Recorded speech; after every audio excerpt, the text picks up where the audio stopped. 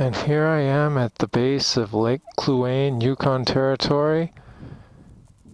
This is the largest natural lake in Yukon, and I believe these brownish mountains with little snow to them are part of the Kluane Park, which is still within Yukon Territory.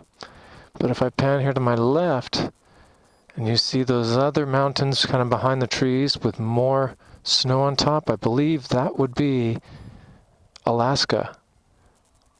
My guess is that those mountains are what form the natural barrier between Alaska and the United States. And I've been driving alongside of this for miles and miles. And if you look at that, these kind of mountains, dark brown with the white snow traces all over them, this is what I've been driving alongside for quite a while.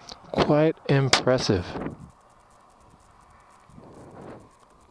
Lake Kluane, Yukon Territory.